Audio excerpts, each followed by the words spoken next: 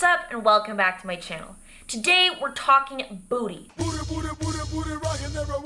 Specifically how you can start building one. Today we're taking it back to basics because I realized there's still some pretty basic topics that I haven't really covered. In this video I'm going to address how low you should squat, plus give you a bit more info on range of motion and how it will impact your leg sculpting, booty building efforts.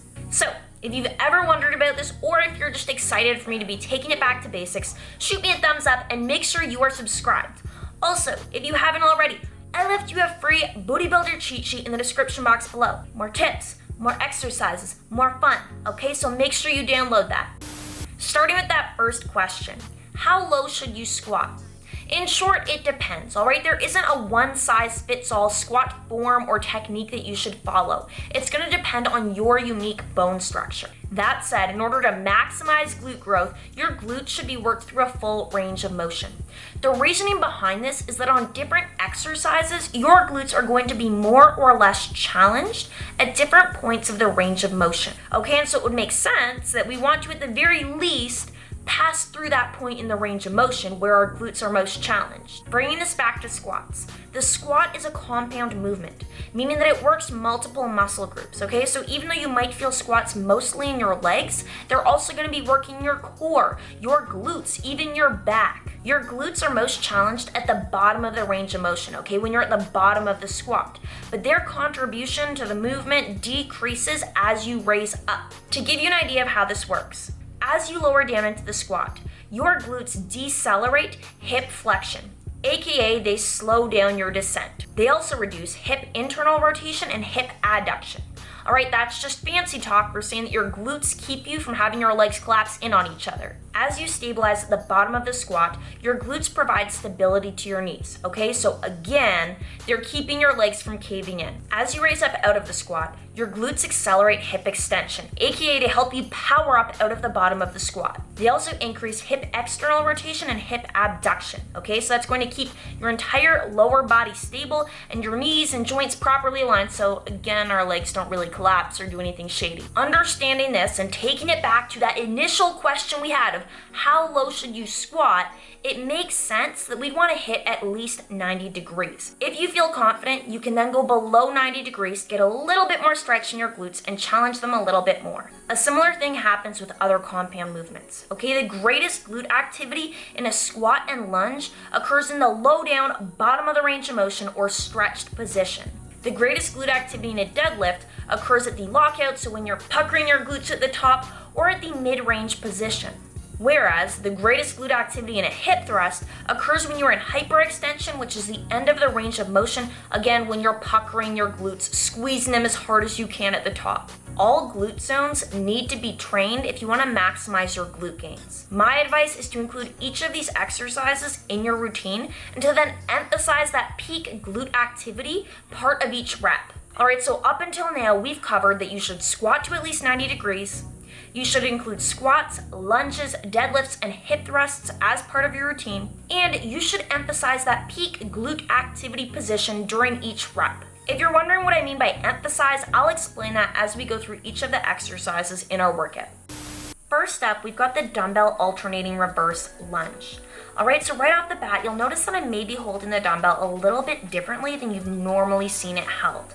What I'm doing here is called a goblet grip, alright? That means that my hands are cupping the top of the dumbbell and I'm holding it close to my chest. I find this is a good variation for beginners because it helps keep the torso more upright and their core stable. You'll also notice that I'm holding for a slight pause at the bottom of each rep. Remember, with lunges, the peak glute activity occurs at the bottom of the range of motion. So this is how we emphasize this on this exercise. Next up, we've got the jump squat with pause. Alright, so again, another squat variation. Alright, here, I'm holding for a pause at the bottom in that peak glute activity zone before exploding up. Remember, the glutes help to power you up from out of the bottom of the squat, so this variation is really targeting your glutes. Next up, we've got the dumbbell stiff-legged deadlift. Alright, so I'm focusing on keeping my neck neutral with my spine, and you'll notice that I'm going really slow on the descent down. This is to maximize our time under tension, alright, so the time that we're actually challenging and working our muscles, and to emphasize that mid-range position where we get that peak glute activity on this exercise. You'll also see at the top of the range of motion, I'm squeezing my glutes and tucking my hips forward. All right, again, focusing on keeping a neutral spine, but squeezing those glutes. Next up, we've got the frog jump. All right, so this may look easy now, but we're actually getting really low in this squat. We're able to get a bit lower because we're actually supporting the bottom of the range of motion lightly with our hands. You'll see I'm not fully releasing onto my hands, just lightly stabilizing with them as I touch the ground. Next, you've got the dumbbell glute bridge. All right, so this is basically just a hip thrust, but your shoulders are on the ground instead of on a bench.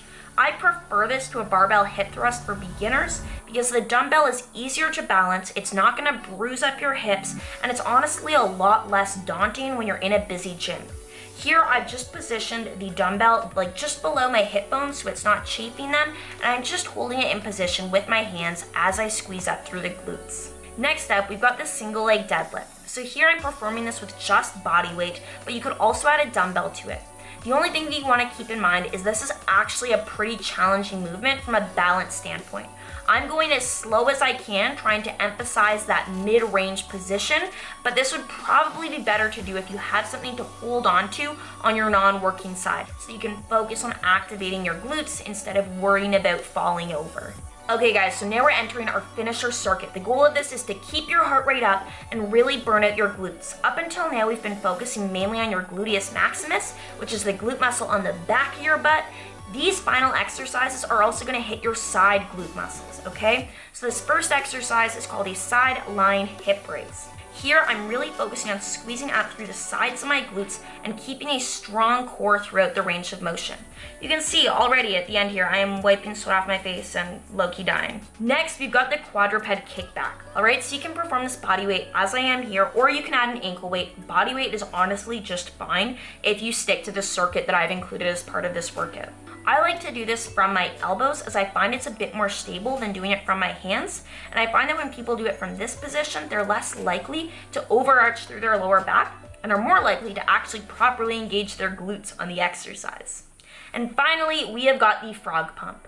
So this is one of the more awkward looking bridge variations. Basically what you're gonna do is you're going to set up like a regular glute bridge, but instead of putting your feet flat on the ground, you're going to put the soles of your shoes facing each other. Okay, and then you're going to press up as you normally would, but focus on almost squeezing the soles of your feet together. You'll really feel this in the sides of your glutes.